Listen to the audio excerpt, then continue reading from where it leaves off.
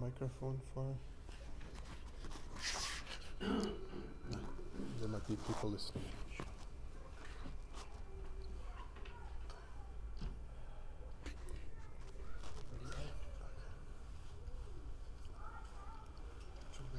Is it? Yeah, I just need the Gotcha. All right. Gotcha.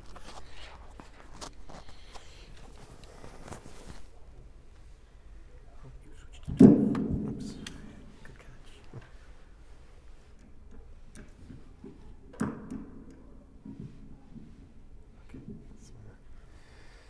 بسم الله الرحمن الرحيم الحمد لله رب العالمين والصلاة والسلام على سيد المرسلين وعلى آله وصحبه أجمعين اللهم صل وسلم وبارك على سيدنا محمد الفاتح لما أغلق والخاتم لما سبق ناصر الحق بالحق والهادي إلى صراطك المستقيم وعلى آله حق قدره ومقداره العظيم اللهم لا علم لنا إلا ما علمتنا فعلمنا ما ينفعنا وانفعنا بما تعلمنا وزدنا من فضلك علما وتعليما إنك على كل شيء قدير آمين.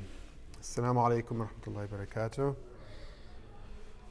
So today we are in our sixth session in the essentials of Islam, the essentials here referring particularly to our creed, our belief, our Aqidah in Allah subhanahu wa ta'ala, our belief regarding His messengers, and our belief regarding the created world, both this world that we're in now, the dunya, as well as the things that are to come that we've been told about by Allah's revelation and by the Prophet sallallahu alaihi wasallam, the sam'iyat, or the things that are in the unseen world. So today, inshallah ta'ala, having last week talked about the 10 bases of studying Aqidah. What does it mean to study it? Where did this discipline come from? What's the objective, etc. Today, as promised, inshallah, we get into the first of the actual treatments, the masail, the questions, which is discussing ilahiyat, the divinity of Allah subhanahu wa ta'ala. Ilahiyat, speaking about Allah subhanahu wa ta'ala's godhood, His divinity. So these are matters relating, in other words, to the tawheed of Allah subhanahu wa ta'ala, Allah Most High, what is necessary of Allah subhanahu wa ta'ala, what is impossible of Allah subhanahu wa ta'ala, and what is possible of Him. Okay, so this is what we're going to begin discussing today. Now, we treat divinity, we treat ilahiyat, we treat the divinity of Allah subhanahu wa ta'ala first, for the obvious reason, of course, that it addresses the absolute reality subhanahu wa ta'ala, of Allah Most High. So, of course, our understanding of Allah, from it follows accepting messengers, from it follows our belief in the Day of Judgment. Everything else follows from the starting point. The starting point, of course, being knowledge, ma'rifah of Allah subhanahu wa ta'ala. So this is why in the books of Aqidah, the first sections always begin by talking about Allah subhanahu wa ta'ala, His existence and His attributes, and then from there going on into other questions, because everything again follows from there. There's no point believing in a messenger of Allah if one does not understand that this entails, of course, believing and accepting in Allah who sent the messenger to begin with. Okay, clear? So this takes priority over everything else. Now, we've spoken already about the purpose of our studying Aqidah, which is ultimately not to just fill our minds with technical terminology and categories and lists. Even though these things are necessary, we're going to talk about terms and categories. But the purpose of believing in the divinity of Allah subhanahu wa ta'ala is, as we've talked about before, to know Allah subhanahu wa ta'ala. As mentioned again in the Quran, where Allah subhanahu wa ta'ala says, أعوذ بالله من الشيطان الرجيم وما خلقت الجن والإنس إلا ليعبدونه. I have not created jinn, kind and mankind except to worship me, or to adore me. Okay? And as we said, Ibn Abbas, the companion of the Prophet ﷺ, glossed on this saying, meaning this means to know Allah. So the whole point of our studying, what we're studying now, is to know, to love, and to worship Allah subhanahu wa ta'ala for who He is. And as we talked about very briefly last time before we ended, This knowledge of Allah subhanahu wa ta'ala means knowledge of His attributes. Why? Because it's impossible for the human mind to know the reality of Allah subhanahu wa ta'ala's essence, His existence, His being. This cannot be known by thinking. It's impossible. Okay? Why? For the simple reason that something which is created in time, like me, like you, like everything around us, including our own minds, our own brains, our own capacity to reason, our reasoning minds, in other words, these are created things. Did your mind exist 100 years ago? No. Will it exist 200 years from now? No. Okay, it exists now. It's not something you can necessarily hold in your hand, but it's an existent. It's something that exists. That which exists in time, that which is created, makhluk, how can something created in time comprehend the pre-eternal and the abidingly real? Allah subhanahu wa ta'ala. We're going to talk about these terms later, but just in very simple terms. Did Allah have a beginning? No. Does Allah have an end? No. So how can a human mind, which is limited and created, comprehend? What does it mean to comprehend something? It means to get your mind around it, doesn't it? When you learn something in math, you learn a theorem, or you learn something in history, or you learn something in fiqh, in Islamic law. You get your mind around it. Why? Because it has a beginning and an end. You can get your head around something. It might just be hard if you're not used to learning about these things, but eventually, if you put some effort into it, you learn it. Children, when they're 5 years old, they can't understand algebra. By the time they're about 9, 10, 12 years old, they can get their minds around it. It takes some study, but they can understand, that x plus 2 equals 4 means that, you move the x over here, you might subtract the 2 from the 4, you get the answer x equals 2. They can comprehend the operation, and they can comprehend the meaning of it. But how are we going to comprehend something?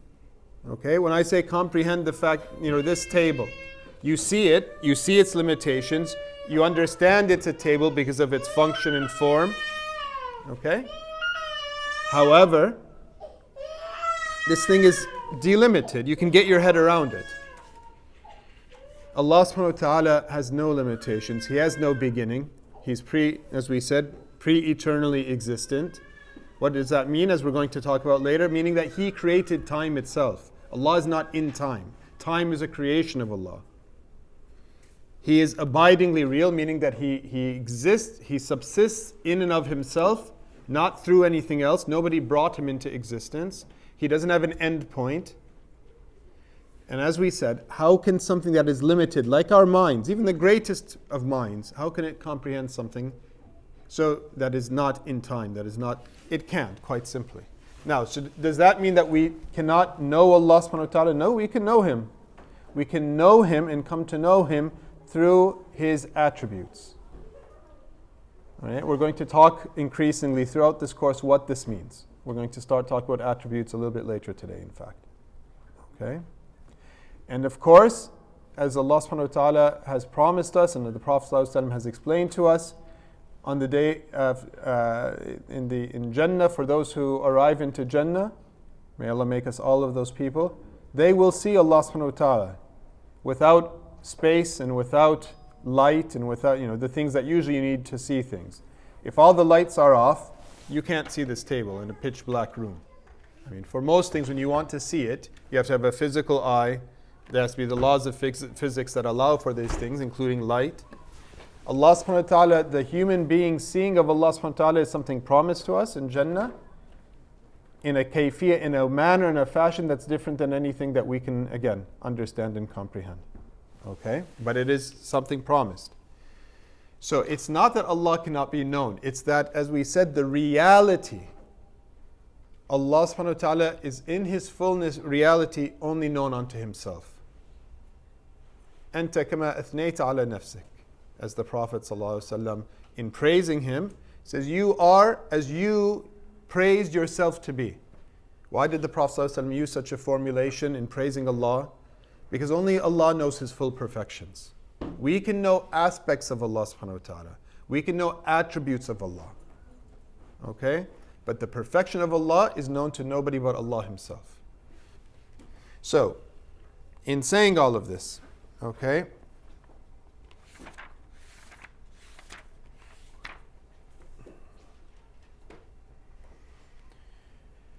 this is something that even the Sahaba, Radwanallahu alayhim jami'an, that Allah be pleased with them all, okay, for example, Sayyidina Abu Bakr as-Siddiq, when he was asked, how did you come to know your Lord? Bima arafta rabbak. Okay, how did you come to know your Lord? He said, how? I came to know my Lord through my Lord. And if not for my Lord, I would never have known my Lord. In other words, our knowledge of Allah subhanahu wa ta'ala is through His manifesting Himself to us, through the things in our life. So this is why the studying of Aqidah is important, but it's not the end point. Because it's the experience of Allah subhanahu wa ta'ala in our lives that leads to that love and to that ma'rifah. If I, bring somebody off the street right now, whatever their apparent virtues might be, and I said, I want you to know them and love them right here and right now, it's not possible. When people say, oh, I fell, head over heels in love with so and so, that's not love. Anyone who's experienced love, that might be a strong first impression, it might be lust, it might be all types of things, but that's not what love really means. Right? Love is something that grows by knowing something deeply, intimately. Okay? And this is the point. The Aqidah helps prepare our minds so our minds don't end up with misunderstandings about Allah. But the true knowledge of Allah subhanahu wa ta'ala is through experiencing Him in our lives. Okay?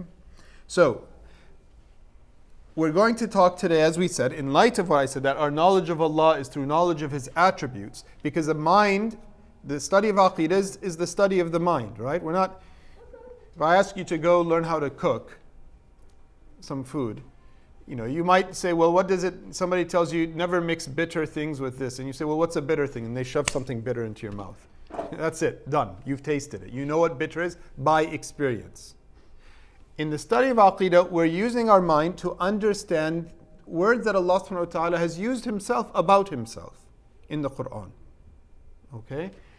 So, in order to do so, yes, we do have to use our mind to have knowledge of His attributes. In other words, to understand His own communication to us, His own revelation, His Quran, and through the revelation of His Prophet ﷺ. Okay?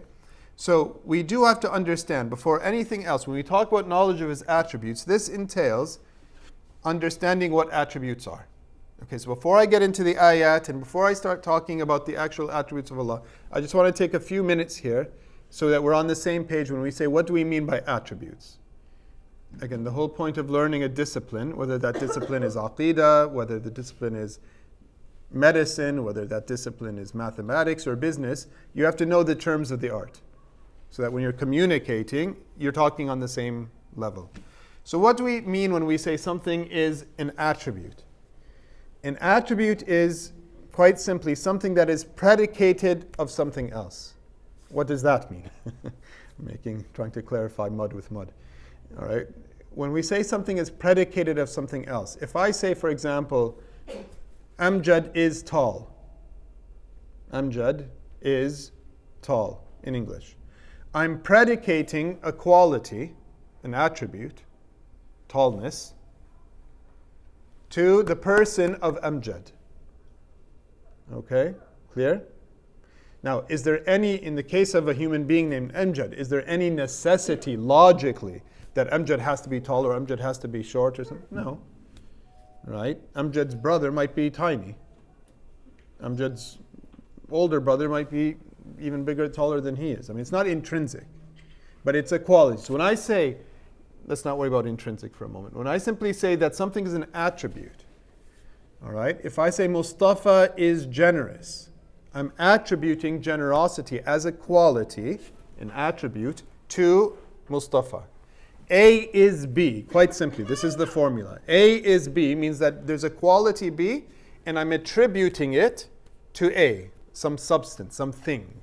Be it a person, be it a table, be it the world, Okay?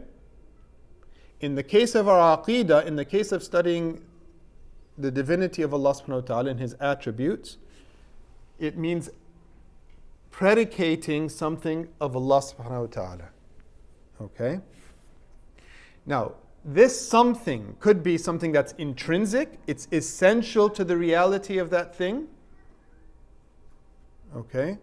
So go back to my example for a moment of Amjad. If I say Amjad is a human being, this is essential.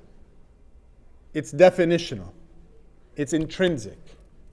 It's not a quality. If you take away human being, there's no more Amjad. Right? If you take away tallness, there's still an Amjad. It's just a shorter Amjad. Or generosity, now it's a stingy Amjad, but he's still Amjad. Just his quality has changed. Okay? He was happy, so I say Amjad is happy. Tomorrow he's sad. The happiness is gone, he's still Amjad. He's just a sad Amjad now. Whereas an intrinsic thing is like saying Amjad is a human being. If I strip away that, he's not Amjad anymore. He's not a human being because it's an intrinsic. It's essential to what he is. When I say, for example, a pine tree, when we were driving up just now, there were some pine trees on the road. A pine tree is a type of evergreen. That's intrinsic. A pine tree can't be a fox, and a pine tree can't even be another kind of, like a spruce or so. A pine tree is an evergreen tree. It's a kind of evergreen. You take that away, it's not a pine tree anymore, it's something else.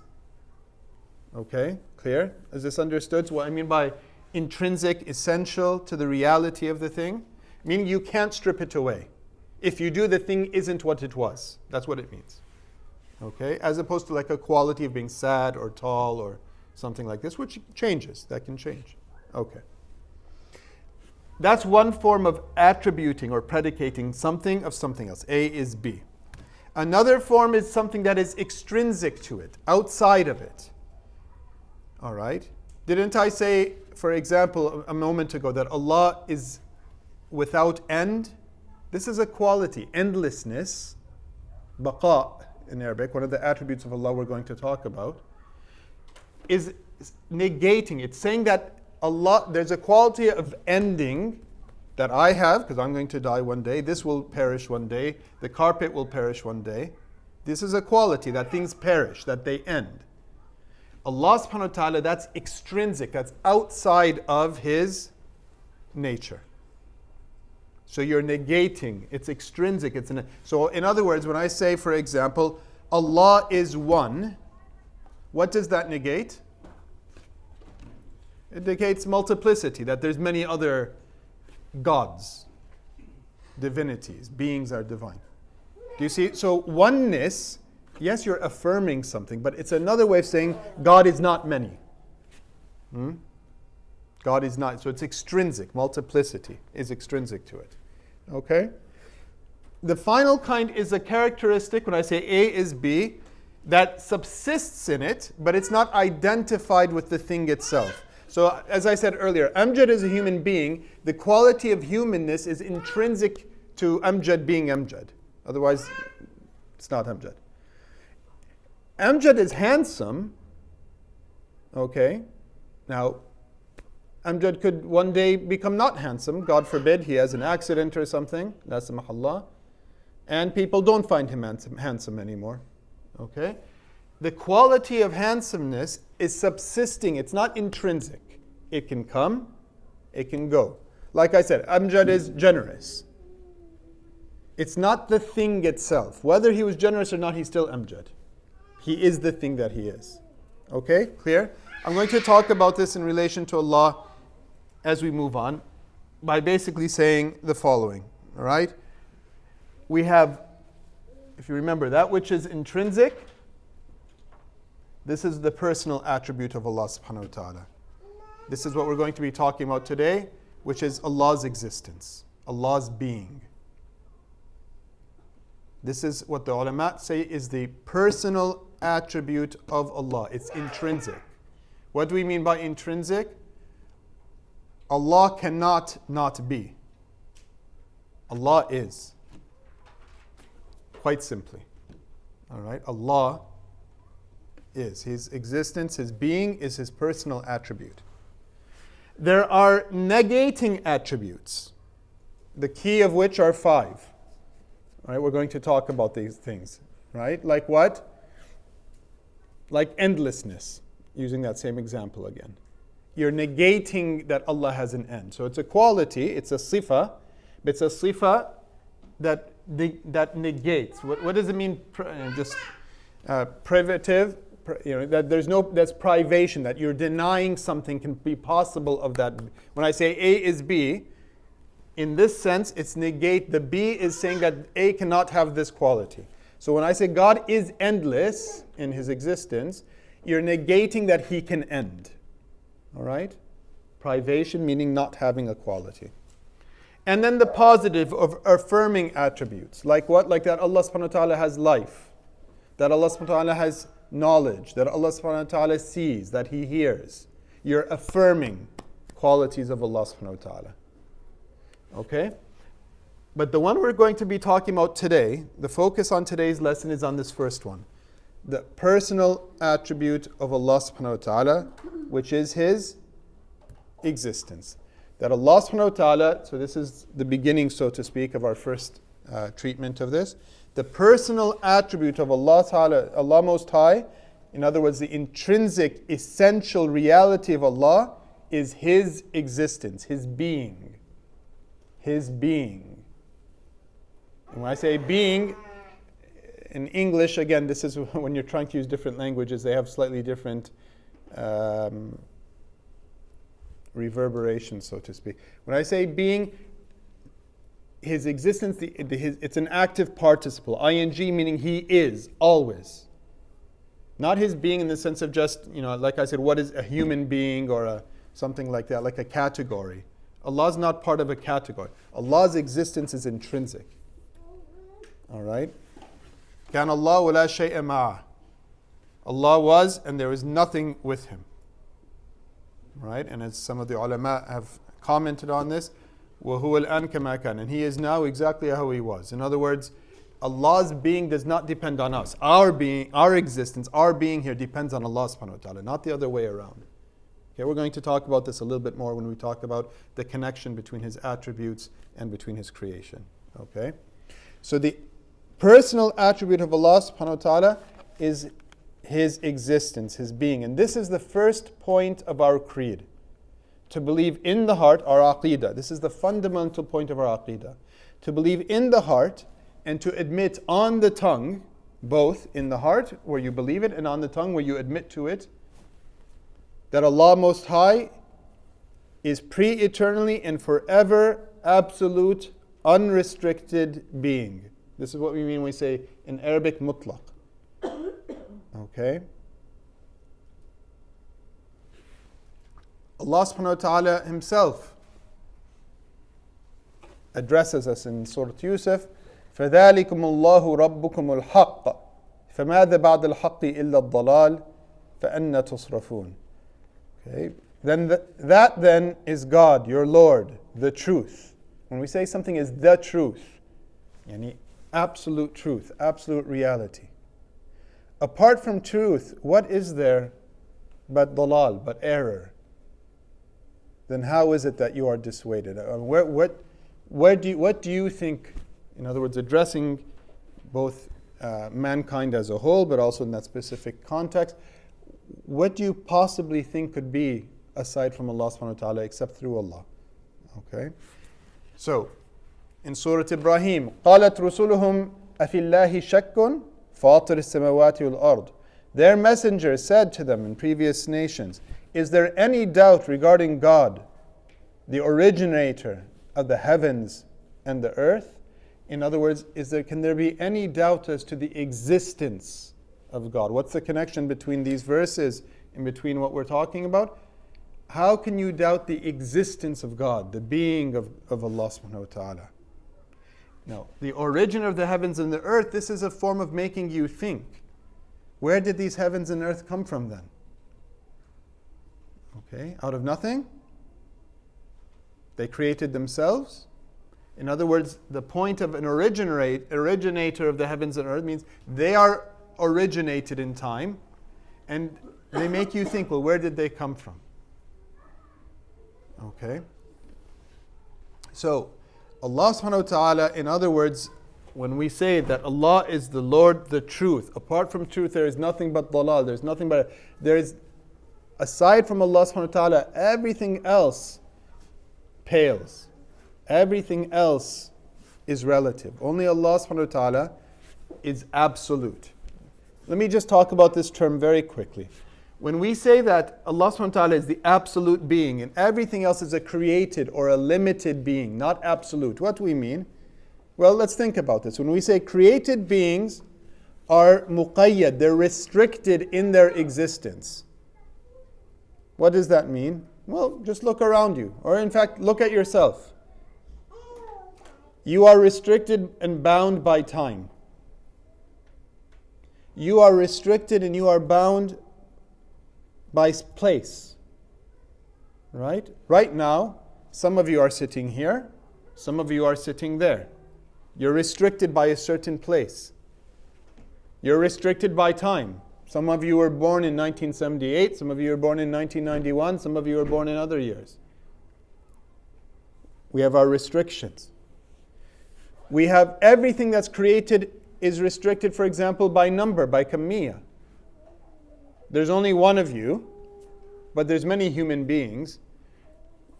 There's many computers that are made like this computer that I'm using here, right? On the factory, they plug them out. But they are all limited at the end of the day. As many machines as the factory makes, 1 million, 3 million, 10 million machines, one day the factory stops making them. And you can say at that point, this computer company made 10 million machines. Limited by number. Do you see? Limited by quality, by kayfiyah. Like we said, today you're happy.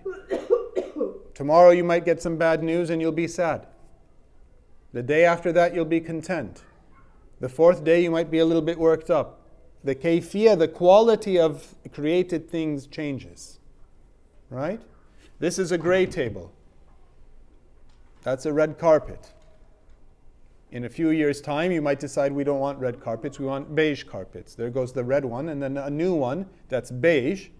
It has a quality unlike the previous carpet. Clear? So when we say created things are restricted, they have these types of restrictions, for example. Time, place, number, quality. Okay? Allah subhanahu wa ta'ala is transcendent beyond all of these things. Allah subhanahu wa ta'ala is munazzah, is transcendent, above time, above place, above number, above quality. Subhanahu wa ta'ala. This is what we mean when we say most high. He transcends all of these things. Okay?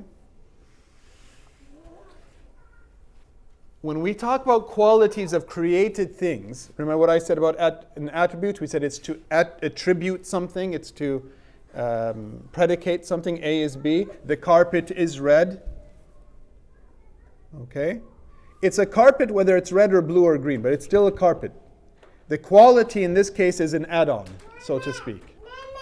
In the case of Allah subhanahu wa ta'ala's existence, His existence is not an add-on. It is absolutely intrinsic.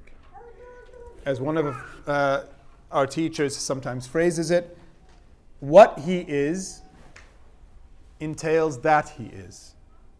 What Allah is, which is what? The divine being. Allah. Okay? Use the word Allah in Arabic, use the word God in English, use some other more philosophical language, use a term that maybe people in China use.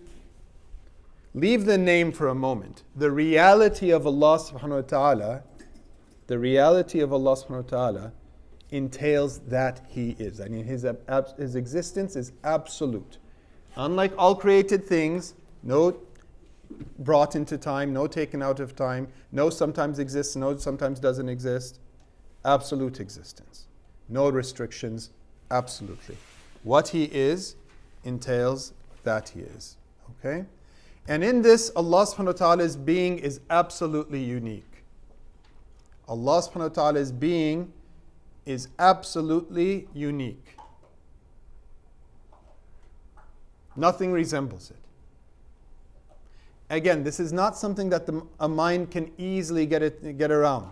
Even when we're speaking here in this kind of terms and basic propositional form. Okay? Allah subhanahu wa ta'ala, when we say the uniqueness of Allah's being, when we see beings, we see tables and chairs and humans. When we then see another table in the future, we make it an analogy. I understand tables because I saw a table once. I understand the carpet because when I was young, I used to, patter around on carpets. Having an experience of something and understanding it, if created things, allows you to understand things that are similar to it. The reason this is so difficult in relation to Allah subhanahu wa ta'ala, in fact impossible to comprehend fully as we said, is because Allah's being is absolutely unique, unlike any other being. Okay? Nothing, He resembles nothing, and nothing resembles it. Okay? What's important to understand here and to learn as a point of Aqidah, okay, is this point, that His essence, and what is intrinsic to Him, is His being, is His existence. This is the first of as we said, the intrinsic quality of Allah subhanahu wa ta'ala. I'm harping on the same point because it is the most fundamental point in our Aqidah. Everything else follows from it. Okay? And His being is transcendent, meaning beyond all of these qualities we talked about before, for example, in such a way that no human eye can perceive Him, no insight can perceive Him. Again, we say He's munazzah, He's transcendent, He's most high, He's far, far, far magnificent than any imagination to imagine or any thoughts to conceptualize. Okay? Do we understand this? And I just want to underscore this one last time again. Our saying that Allah has existence is not to say that existence is an extra attribute, some add-on to Allah subhanahu wa ta'ala, in the way that the redness of this carpet is an add-on to the carpet itself. The carpet could have been dyed blue, it could have been dyed gray. All right? You can have carpets that are naturally brown, if the wool of the sheep, for example, is brown. Okay? But it's not intrinsic to being a carpet. In the case of Allah subhanahu wa ta'ala, when we talk about His existence, and we say it's an attribute of Allah, this is just a fundamental point, I'll say it once and we'll move on. What the ulama mean, what the theologians mean by this is that it is attributed in the way that we talked about earlier, predicated. It's for human language purposes. It's not something separate that you add on to it. It's intrinsic. As we said, intrinsic, essential quality of Allah subhanahu wa ta'ala, this first category. So this is the personal attribute of Allah, His being, His absolute being, His absolute existence. All right? I know this is slightly philosophical, and I don't want to go on about it too much, but it leads to a very important point, which is reflecting upon Allah subhanahu wa ta'ala. Okay, there's a number of hadiths, slightly different wordings. Most of the ulama say that the individual hadiths are somewhat weak, but taken together they're sahih, because they all say the same thing, and there's many of them, in which the Prophet ﷺ came upon a group of Sahaba, and he said, "What are you doing?" And they said to him, "We are reflecting upon Allah subhanahu wa ta'ala, natafakkar fillah, we're thinking about Allah subhanahu wa ta'ala."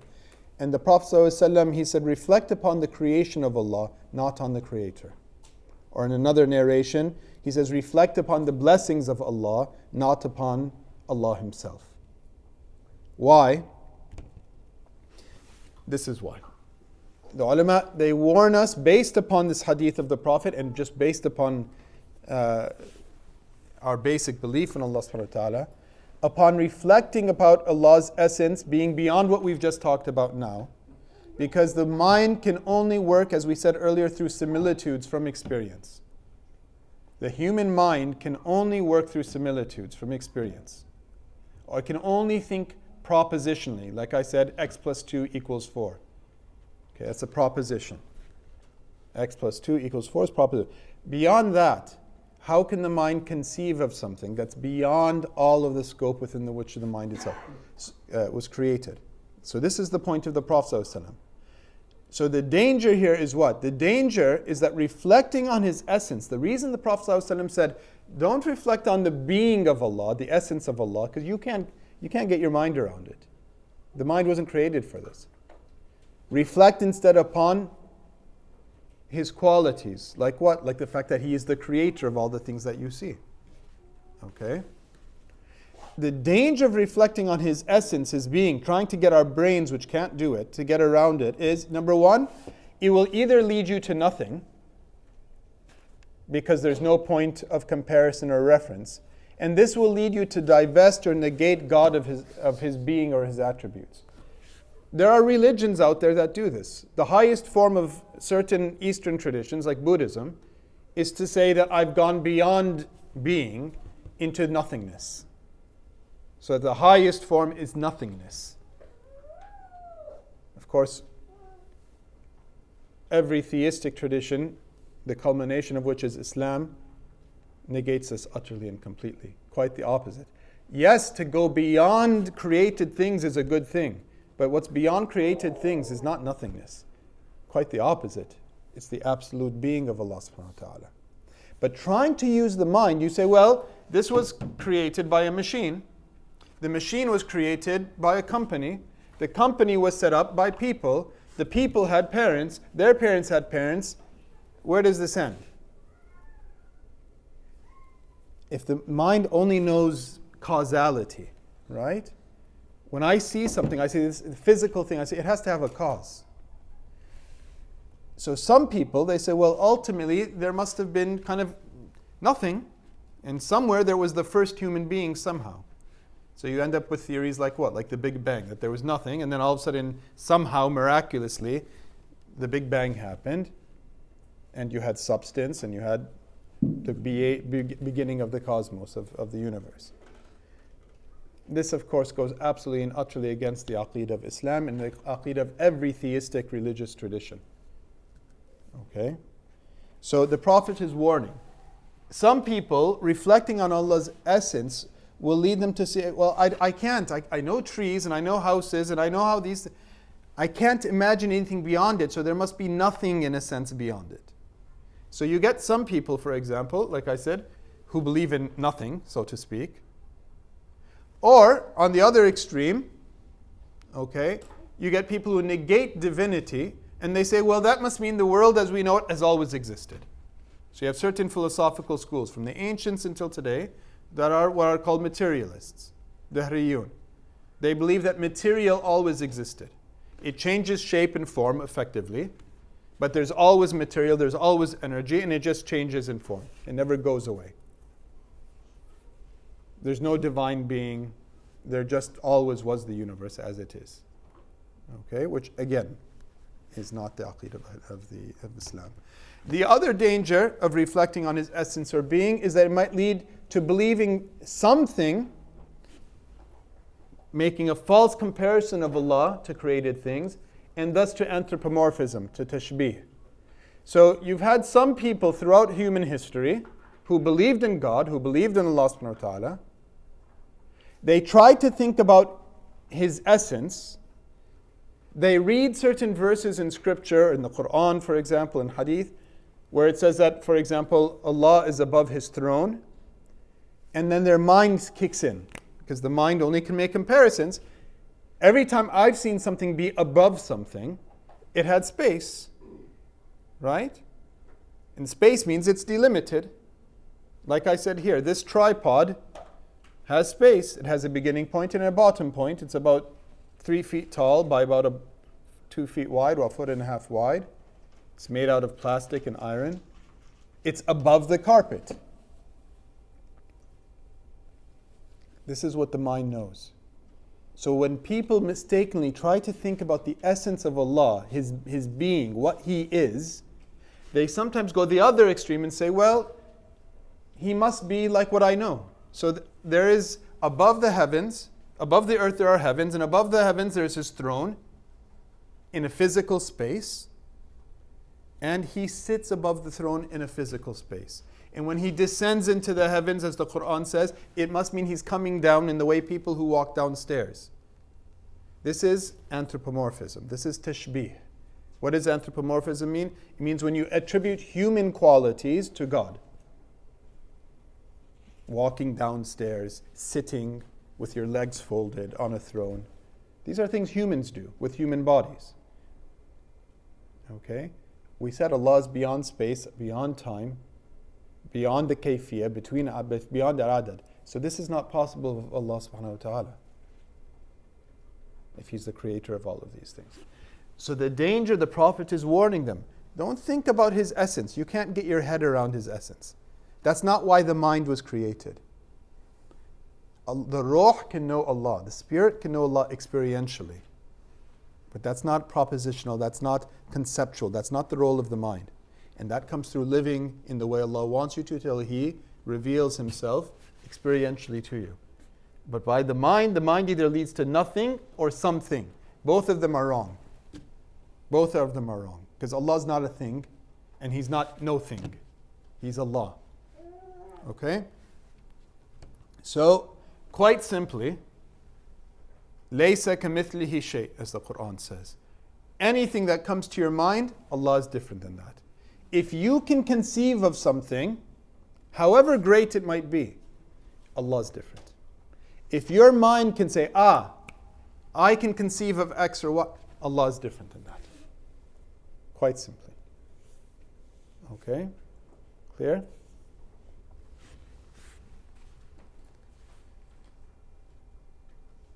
So when we say that Allah's being is pre-beginninglessly eternal, as we're going to talk about later, and everlasting, this is just two sides from our perspective.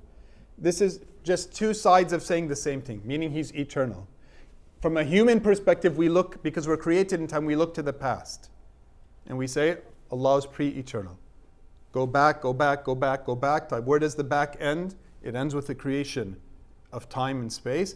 Allah existed before all of this.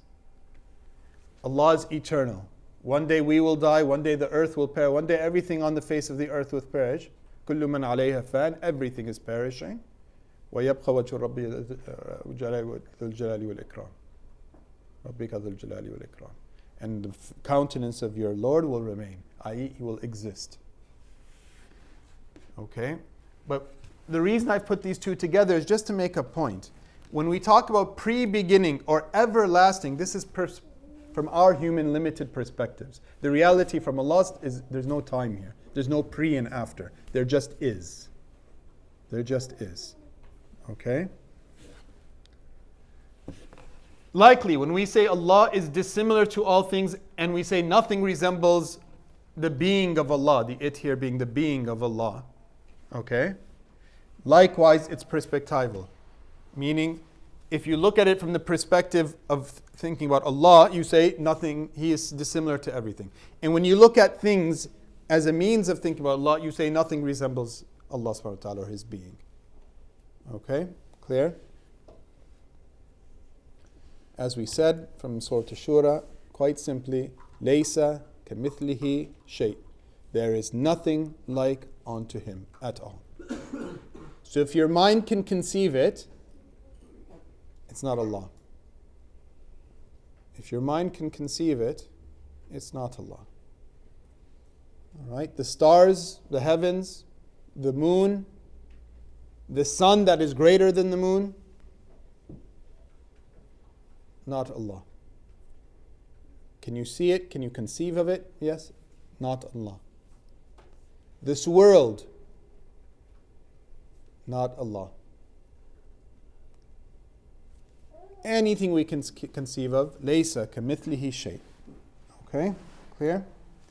So we go back to our fundamental point then, that we started out with here, that there are three categories of Allah's attributes. The personal, and this is what we've just spent the past half hour speaking about, which is His being.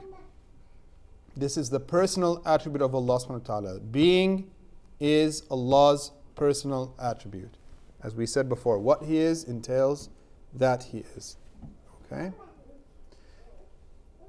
And this is when we said again, not thinking about His being, not trying to get our minds around it, because the mind cannot do so.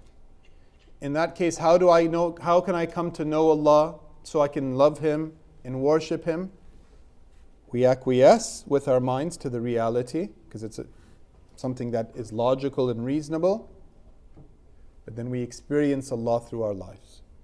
How? This is where then we move beyond the realm of Aqidah, so to speak. And this is the whole point of learning ibadah and worshipping, living as decent human beings, staying away from the haram, putting into our lives the good things, the sunnahs. Why? Because this opens up our being, our own existence, to recognizing the reality of existence of Allah subhanahu wa ta'ala. Okay, but let's come back to our point here. So Allah's being is His personal attribute. Okay? Meaning it's intrinsic to Him. Allah cannot not be, quite simply. Now, what we'd like to do now is to move on to the rest of Allah's attributes. And as I said earlier, these come in, if we move beyond the first one, the most essential, the intrinsic personal attribute, these are two categories. Attributes that negate, in other words, when we predicate A is B, the B is negating something of A. Like we're saying, beginningless. When you say something is beginningless, it's a quality. Beginninglessness, the quality of being beginningless, is a quality. But of course, as you and I both understand from the English language, the less indicates a negation. When we say Allah is beginningless, you're negating having a beginning. You're negating having a beginning for Allah subhanahu wa ta'ala. Okay? Clear? And the affirming ones, as we're going to talk about, like that Allah has knowledge, has sight, has hearing. Yes, different than any sight and hearing we know of. لَيْسَ كَمِثْلِهِ شَيْءٍ, as we said, nothing is like Him. But nonetheless, these are affirmative. We're going to talk about what these mean. All right? So, recall, we said an attribute is something predicated of something else. Either intrinsic, the personal attribute, an attribute that negates certain qualities from the thing, negating or privative attributes, and an attribute that subsists in the thing, what we're calling positive or affirmative attributes. Okay? Clear? Now, yes, there's a question. Just the Arabic terminology. What was the Arabic for the personal attribute? Nafsi. Okay. Sifa nafsiya. And sifa salbiya for negating, for those who are interested. Salbiya meaning privative or negating. And then sifat al-ma'ani. Okay, for the affirming. Or thubutiya, sometimes they're called, affirming. Okay. Okay. The ma'ani really being a type of affirmative. But we'll talk about this later. In fact, let me explain that now. Your question is very good. Let's talk about this now. I'm going to, for a moment, jump to this. Okay? An attribute that subsists in the thing. So when we say A is B, that the quality B subsists in. It's not identified with. It's not the identity of the thing. It's not what makes it what it is. But it subsists in it. Now, we've talked about, for example, generosity subsisting in Zayd. Or tallness subsisting in Amjad. That's fine.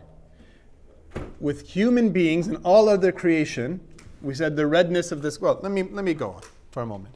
When I say subsisting attribute of thing, it means it's neither the thing nor self itself, right?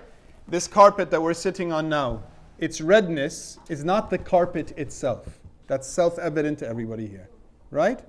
At the same time, does the redness exist independently from the thing? I mean, can I extract the redness and hold the redness in my hand separate from the carpet? No. The quality of redness has to inhere in something, right? It could be a carpet, it could be my hat, it could be a shirt. Here's my lovely picture here. All right? I found a halal way to put a picture into a presentation in a mosque, okay? No human representation, just a shirt. So, this is a red shirt, as is not lost to anybody. The essence of the thing is the shirt. I see a red shirt, I see a white shirt, I see a big shirt, or I see a small shirt. If it has a certain form, everyone here knows this as a shirt. We call it a shirt in English, we call it a qamis. The essence of the thing is the same, even if we use different terms, different languages. Right? Clear? I see the shirt, I speak English. You see the shirt, you speak Kurdish. The fourth person sees the shirt, they speak Urdu. It's a shirt. Okay? Clear? The attribute of this shirt is its redness. Why? Because it's where we're going to wear this shirt when we stand on this carpet, because we like red. So the redness is the quality. Now, as is very clear to everybody, the attribute of being red is not the shirt itself. The shirt is a shirt. If it has this form, it's a shirt. At the same time, the attribute of the shirt's redness does not exist separate from the shirt. It subsists in the shirt. It exists through the shirt. When we say subsists, it exists through the shirt. Clear? I can only perceive the redness of the shirt if I perceive the shirt. There's no way to, I could perceive a shirt without the redness. I give my wife a nice red shirt. She gives it to my daughter. My daughter pays no attention, throws in a cup of bleach. There goes the redness of the shirt. It's still a shirt. Clear? The redness, though, the attribute of redness of this shirt does not exist separate from the shirt. It subsists in the shirt. This is the point about attributes. Can you have tallness separate from a tall person or a tall building? You can't. I can't say, can I please buy 3 boxes of tallness, please? I mean, I wish I could and get a bit taller, but I can't. Tallness only as a quality exists in things. This is the point when I say, to go back, subsisting attribute. Okay? Sorry. Clear? An attribute that subsists in things. Why am I making this point? Because if we go back for a moment, wujud, being, was Allah's intrinsic attribute, not a subsisting one. It's not something that subsists in the being of Allah. It's identified with. What did we say it means to be intrinsic? Take it away, then the thing is no longer the thing. Okay? Clear? So, this whole point of this example was just simply to come to this point here. All right? To get our minds just in, first when we're talking about attributes, just get our minds around this. An attribute is not the thing itself, and at the same time, an attribute of a thing does not exist separate from the thing. Why are we spending all this time and putting pictures of red shirts? It's just so that if we understand this, now we can talk about the rest of the attributes of Allah subhanahu wa ta'ala. Okay? The subsisting attributes of Allah, okay, are not identical with His essence. The subsisting attributes of Allah subhanahu wa ta'ala, the thubuti, as you asked about the term, are not identical with His essence, with His that, and at the same time, they do not exist separate from Him. They are not other than Him, than His essence. Okay? Why? If we were to say that they were identical with His essence, this would entail that we would have to negate them, logically, in order for there still to be a God. Why? Because otherwise, the simplicity of His essence would be compromised. What does this mean? Okay?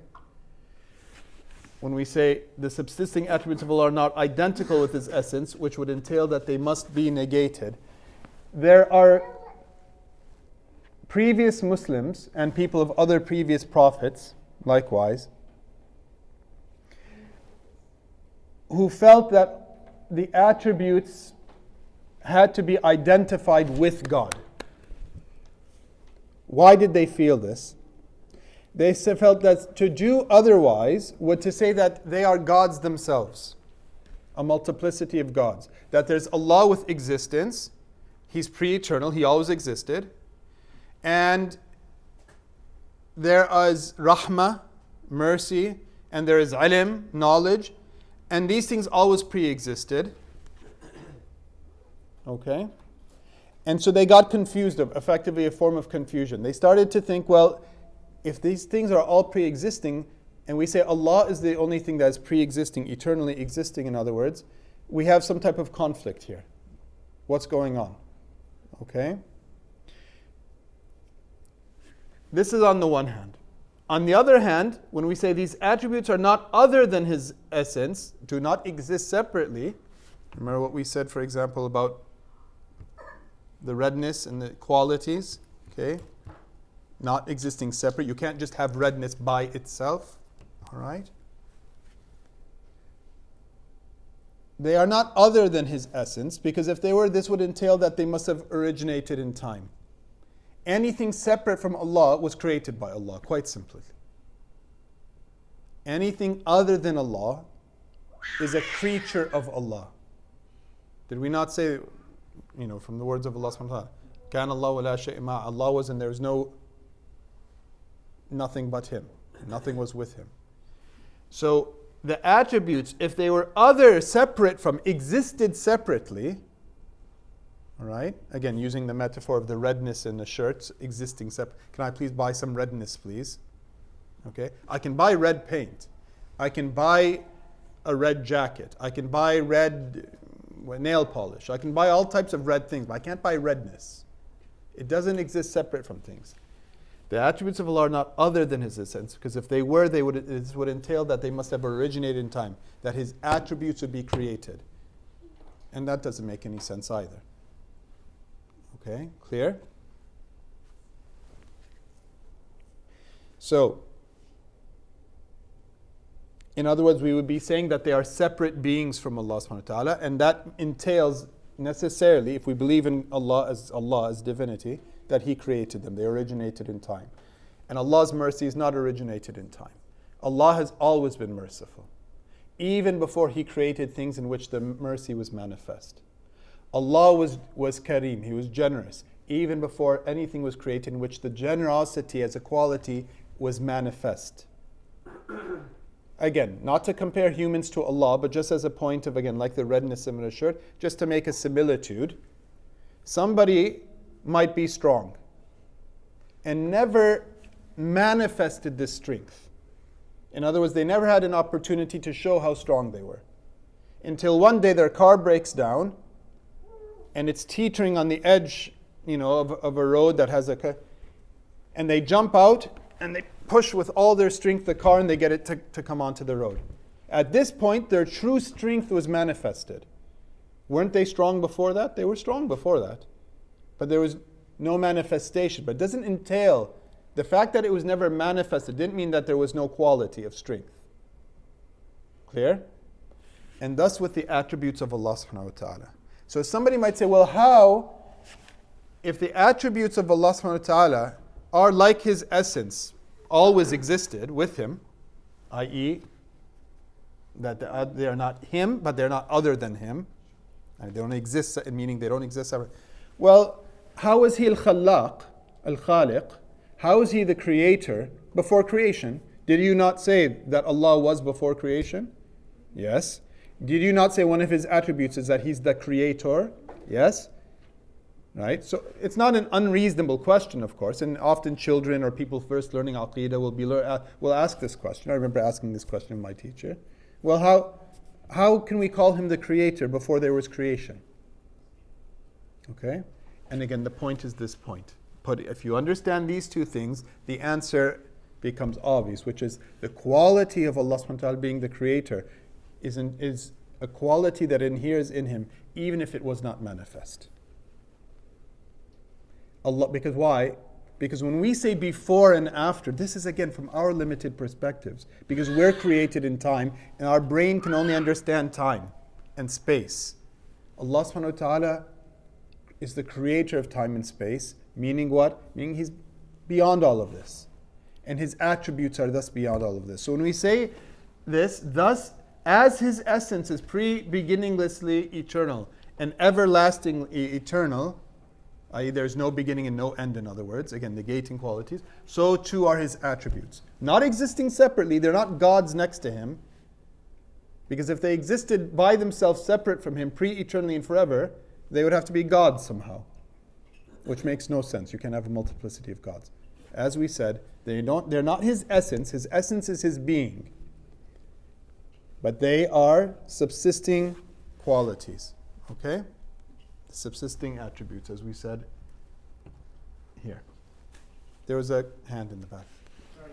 Yeah. You refer to, like, many times, well, not yourself, but as people, you refer to Allah as him, his. Isn't that an example of anthropomorphism? As that you've exampled him to having a gender or a human tribute? Excellent question. Something I was going to address in a few slides, but we'll raise it now. It's a good moment to raise it indeed. So the question being, when we refer to Allah as He, or Him, or His, is this not also a form somehow of anthropomorphism? Because you're attributing gender. It's an excellent question. Quite simply, from an Aqidah point of view, and from a rational point of view, and from every point of view, Allah has no gender. Allah is neither male nor female. Laysa kamithlihi shay. As we said, there is nothing like unto Him. So the ulama are very clear about this point. There is no gender. Now, we need to even be more careful than this. Okay? Gender originally, we use the term today gender to talk about males and females. Originally, gender is a term, as far as my understanding, I could be incorrect about this, but as far as my understanding, in English, and likewise when we talk about feminine and masculine in Arabic, to refer to grammatical things. Now, if you've studied Arabic, for example, just to give a point of comparison, in Arabic, you can use a feminine gender, a pronoun, hiya, as opposed to huwa, to refer to male things. Like what? Like a group of inanimate objects, or non-male things even, things without a gender, I should even say, excuse me. Without a sex, that is to say, okay? So it's not a biological construction, it's a grammatical construction, first of all. Second of all, having understood that, and it's said that from a creedal point of view, Allah has no sex, He's not male or female. The use of the gendered, grammatically gendered here, not gendered how we use it today in the past 30, 40 years, but as it was used historically, okay? Things were separated by having sex and having gender, i.e. grammatical gender. Grammatical gender is used by Allah Himself. Huwa in Arabic, He uses it. Why? Because as we said, if we separate now grammatical gender from sex, we identify that the two can have a correlation, right? For men I say he, for women I say she. But as I said, in the Arabic language, I can also say she for things that are neither male nor female. And I can say he for things that are neither male. This is just a grammatical construction of the language, because you have to be able to refer to it. In English, one of the ways this is done is by it. Okay, clear? But Allah subhanahu wa ta'ala uses the gendered form of pronouns, he, and possessive forms, he, his, okay, to refer to Himself. So number one, we follow Allah subhanahu wa ta'ala in so doing. Number two, the reason this is done, again, it's not because it's identifying God with men, nothing to do with this. Leave men and leave women and leave sex, outside of it, the categories, in other words. The grammatical form of the masculine is used in the Arabic language to reflect, generally speaking, things of power and things of majesty, things of supremacy. And the feminine form, grammatically in the Arabic language, is usually used to reflect or to indicate things of beauty and of subtlety. Okay, so the attributes of Allah Himself, Azza wa Jal, are often divided into two. These attributes that we're about to talk about now. Right? Sifat al-Jalal and Sifat al-Jamal.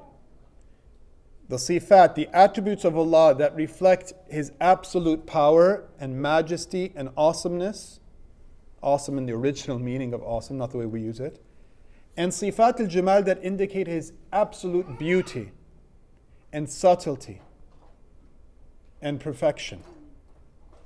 This doesn't make Him female, and the former doesn't make Him male. But in the Arabic language, the grammatical use sometimes will be here and will be there. Okay, do you understand what I'm getting at? So it's a good question. It's one to get out of the way right now from the very beginning. Allah has no sex, and He has no gender in the way we currently understand it. The grammatical use of the pronoun huwa, okay, is for the reasons I just mentioned about the Arabic language, referring back, and for his own usage thereof. Okay? Yes, there's another question. What about power? I'm sorry? Power. Allah subhanahu wa ta'ala, again, this is then used in what in the English language is often referred to as the royal we. Okay? The royal plural, which is to indicate something of grandeur. Okay, it's not the only way it's used in English, but it's one of the ways it's used. And in Arabic, this is the same thing. Okay, the plural form can be used to indicate the grandeur of something. Okay, I mean, it's again without tashbih of Allah to created things. It's like when royal people say we, we decree. Well, it's a human, it's a queen, it's one person, or a king. It indicates the royalty and indicates the position of that person in relation to other people. Okay, clear? So this was a very good question, but one that has to be understood. Allah has, does not have a sex, He does not have gender, and there are qualities that we recognize as feminine qualities in Allah, and there are qualities that we recognize as masculine qualities in Allah subhanahu wa ta'ala. Okay. Constraint of expressing divinity through a created language. There is this element as well. Which is why I said, it's the grammatical need to communicate. Okay? But as we said, Allah subhanahu wa ta'ala, using the Arabic language as being the medium of His final revelation, Himself chose this particular form. And again, there is something, as the ulama have mentioned, as to the majesty of Allah, that's using the masculine form to reflect things of power and of majesty. Okay? And without getting too far off of our topic, just as a side note, many of the ulama, many of the poets of Islam, who have written poetry about Allah subhanahu wa ta'ala, they often do refer, for example, to the divine presence in the feminine form. Okay, and in poetically, using the feminine form to speak about somebody who, the presence of Allah and being in the presence of Allah. So referring to it as she. Again, not to put a she-ness to Allah or a he-ness to Allah Himself, but because the presence is overwhelming beauty of Allah subhanahu wa ta'ala, and beauty is something that is in the Arabic language referred to in the feminine form. And then this becomes a matter that they play with. You see, so you can read entire qasidas or songs or poems, and it sounds like they're talking about a beautiful woman. And it's about talking about Allah subhanahu wa ta'ala, the presence of Allah subhanahu wa ta'ala. Okay? There. طيب. To go back to the point that we were at here. So, the subsisting attributes of Allah are not identical and they're not other than. And as we said, His attributes subsist in Him and thus they always have been and always will be. This is what we mean by this. Eternal, not meaning they exist separate from Him eternally. They are eternally subsisting through Him. He is always the generous. He is always Ar-Rahman. He is always Ar-Rahim. He is always As-Sami'. He is always Al-Alim. He is all of the attributes. And as we've explained, before there was any manifestation of them. And after, everything will be destroyed. There will come a time, as we know, and we're going to talk about in the third part of our Aqidah class, where Allah subhanahu wa ta'ala will cause, and the Quran speaks of this, will cause everything to perish. There will be nothing living other than He. Nothing in existence other than He. Alright? And at that moment, just as it was before He created everything, and before He resurrects everything, He will have all the same qualities He did when there was manifestations of His mercy in our lives, or manifestations of His power in this world. These qualities inhere in Him. This is clear? This is just a very, very important point, because it's something that, A, for our own belief, and B, for our ability to explain to others, both people who don't understand Islam or don't understand the creed, or those trying to, like children, for example. Okay, clear? Now, this leads to an understanding as to the immeasurability of Allah's attributes. This was a question that last week there was a young man sitting against the wall over there saying, well, what does this mean that Allah's attributes are without limit and without end? And it means, as we said earlier, in the prayer of the Prophet ﷺ, when he said, you are worthy of praise as only you can praise yourself. The rough meaning being Because only Allah knows the fullness of His perfection. So there is no limit or end to the attributes, the perfections, the qualities of Allah subhanahu wa ta'ala. We can experience some of them and know Him through them. We learn them, of course, creedally, meaning we're going to study these, 5 and 7 and many others. We learn, for example, the 99 names, attributes of Allah subhanahu wa ta'ala. But it is our creed and our belief that these things are in a subset. What Allah has revealed to us in His book, revealed through His Prophet, and there are many more that you can come to know through experience, and many more that no human being can ever know and experience in totality. So the perfections of Allah cannot be enumerated, nor can they be, meaning, I now know the 137th and there's no 138th. No, there's no such thing. There's no limit to the perfections of Allah. Nor can they be delimited, nor do they have a final end or a final point where now you say, now Allah is in full completion. Completion is only for something that had a beginning that was incomplete.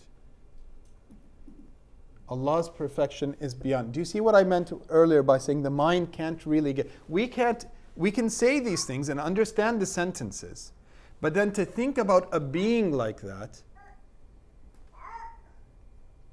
and fully conceptualize such a being is not the role of the mind. The role of the mind is to make these predications. Allah is perfect. Allah is without limit. This is a predication. A is B. Allah is... The mind can do that. What the full experience and reality of that is, Allah knows and no other creature can know. Even His Prophet. Even His most beloved of creation. Sayyidina Nabi sallallahu alayhi wa sallam. Again, that was his prayer. أنت كما أثنيت على نفسك. You are as you praised yourself. Okay? So the perfection of Allah's attributes means that by definition Allah, this absolute unrestricted being, can only be attributed with what is perfection in relation to Him. You cannot by definition attribute imperfection to Allah. By definition, what does this mean? If you've understood everything we've said, it's impossible, not it's impermissible, not that it's bad adab, not that it makes no sense, logically, propositionally, to attribute a bad thing to Allah subhanahu wa ta'ala, a bad quality. You can attribute a bad quality to anything else. A human being, he's stingy. A carpet, it's worn out. A mountain, it's hard to get through, it's challenging, it's, these types of things. A moral quality, in other words. Within relationship to Allah, only perfection. Allah subhanahu wa ta'ala is transcendent. This is the meaning, as we said earlier, most high, above any imperfection. So this is where some of our ulama, they mention when Allah subhanahu wa ta'ala veiled our minds from the capacity of conceiving, of perceiving His exalted essence and His being. So we have an organ, a tool, our mind. The mind is very helpful. It can do lots of things. But it cannot comprehend Allah. It can't. What did our ulama say? They say when Allah veiled our minds from this capacity of perceiving His exalted, His transcendent essence and being, Allah subhanahu wa ta'ala bestowed upon man the capacity to know something of His attributes. Something of His attributes. Not all of them, because they're limitless and they're perfect. But we definitely can know Him through His attributes. As we've talked about before, when Allah subhanahu wa ta'ala sends you something that's like a breath of fresh air into your life after having had, feeling like you're very constricted. This is Allah opening matters, Al-Fattah. Right? At other times, as we said, when Allah subhanahu wa ta'ala then changes things and makes things difficult so that you are heedless. Not you, meaning you or you, but us as mankind. Heedless. And then He makes things so difficult that you've got no trick left in the book. And you can't say anything but, Ya Allah. I had a friend once who had sciatica, shooting pains in his back. He was opening a door into his car, put his back out, And that was it. For 6 months, he couldn't move. And the pain became so intolerable for him at one point. We went to visit him, and he couldn't say anything but Allah, Allah, Allah. He couldn't. That's how much he was overwhelmed. He felt like he was going to die. That was it. The pain was indescribable. All of a sudden, all the things he was trying to do, and all of his dreams, and all of his plans, and what they're going to do, and my thought on this, and my thought on that, and my argument for this, and I'm going to disprove that, all out the window. All the details, so to speak, of the mental world, out the window. Allah subhanahu wa ta'ala said, this is your reality. You're utterly dependent. And all he could do is ask for Allah's aid. And from there, when he came to this point, Allah subhanahu wa ta'ala relieved him. And when he reflects back upon that, he said, that was the biggest lesson I learned about Allah ever. How? Not through a book, not through a talk, not through YouTube videos, watching somebody talk, but by experiencing Allah subhanahu wa ta'ala being al-qabid, the one who restricts. Till there was nothing left for him in this world but Allah. So his wife couldn't help him, he didn't want to see anyone, he didn't want to hear, he didn't want us to speak, it was too much. Allah. Okay? So this is what our Imam al-Nahlawi, who I'm quoting here, the author of the book that we read in the second part of the class, he says, when Allah veiled our minds from the capacity of perceiving His exalted being, He bestowed upon man the capacity to know something of His attributes through this experience. Okay, but it requires a heart to be aware. And this is why the ulama of tasawwuf, the ulama of the spiritual life of Islam, this is what they mean when they say that we can have direct experiential knowledge of Allah subhanahu wa ta'ala. By witnessing the attributes of Allah as they determine the restrictions on created existent beings. Remember what we said much earlier? Where are we? I'm going to end on this point.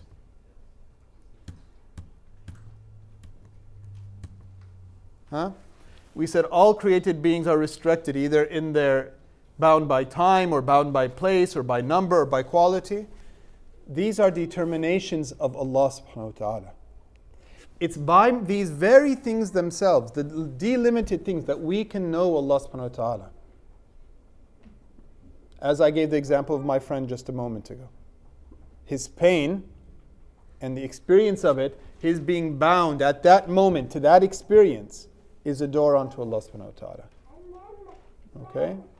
For example. Just as one example here. So the ulama of tasawwuf, because the Aqidah doesn't act separately from fiqh, and it doesn't act separate from tasawwuf, the spiritual knowledge of Islam. They're all one. They're just different aspects of one reality. Because as we said, the existent Allah subhanahu wa ta'ala who we are worshipping is one reality. And so these ulum are just means, what is a discipline? What is a science to begin with? It's describing some aspect of reality, right? Physics helps us understand some aspect of reality. Moral law, knowing what's right and wrong, helps us understand one aspect of reality. When knowledge is truly knowledge, they're all coherent. They all work together. And the point of my mentioning this now is what? When we believe this in our Aqidah, we then experience it through our suluk, our lived journey to Allah subhanahu wa ta'ala. The mind and the heart and the experience then are one. The mind is clear and the heart sees things in their realities. So this is the final point I just wanted to end upon.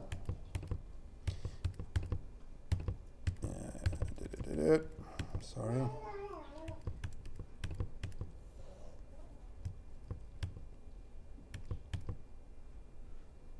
Yes. Okay.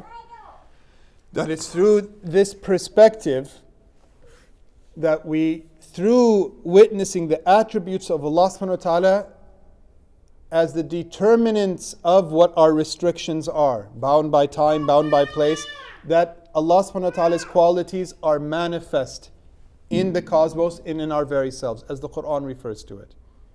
That we will cause them to witness our signs in the universe, in the cosmos, and in their very selves. فِي الْآفَاقِ وَفِي أَنفُسِهِمْ. Alright?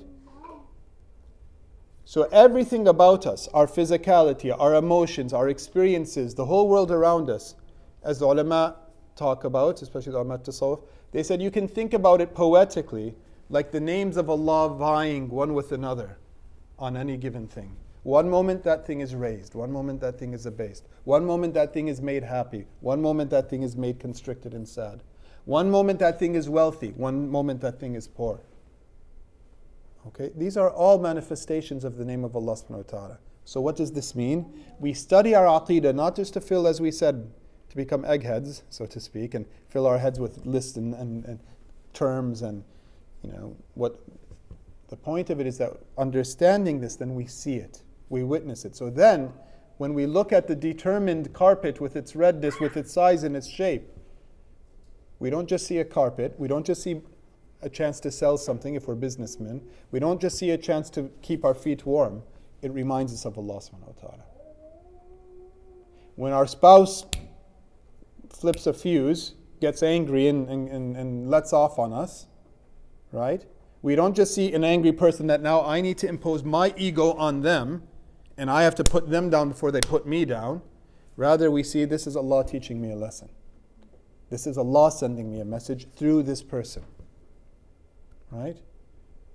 In other words, everything we experience, understood from this perspective that we've been talking about, comes to be seen, and may Allah make this a reality and not just something that I say and that we talk about. It becomes a mean of seeing everything as a manifestation of the attributes of Allah subhanahu wa ta'ala. Okay, is this clear, this point? We ask Allah subhanahu wa ta'ala to facilitate this for us, and again, to make it something that we learn, we put into practice, and then we witness, inshallah, and we be. وصلى الله وبارك على سيدنا محمد النبي الأمي طاهر الزكي وعلى آله وصحبه وسلم. Inshallah, next week we'll continue then with actually getting into the next set of attributes, and we'll begin with the negating attributes, inshallah. Yes.